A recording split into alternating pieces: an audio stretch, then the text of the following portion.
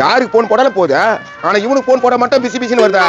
சரி தம்பி கட்டினா கேட்டு பாக்கலாம். தம்பியா எவ்வளவு மரியாதை தம்பின்றா என்னன்றியா? சரி விடு, இந்த நம்பர்ல போட்டா பிசி பிசின்னு வருதா என்னன்னு கொஞ்சம் பாரு. பிசி பிசின்னு வருதா?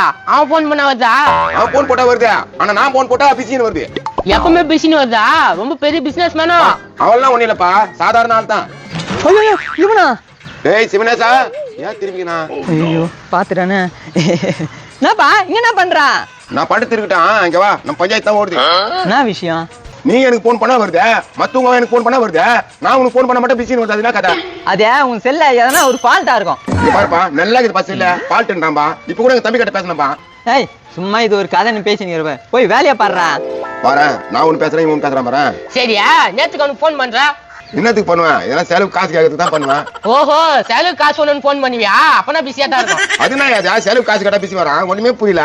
போடா போய் வேலையை பாடுறா, எனக்கு வேற டைம் ஆயிடுச்சு. என்ன இவன் கம்முன்னு போயிட்டான்? எனக்கு வேலை இருக்குது, நான் போறேன்பா. அட பாருங்களா, இது ஏன்னா பிசின்னு வருது? எனக்கு ஒண்ணுமே புரியல. நீங்க என்ன சொல்லுங்களா?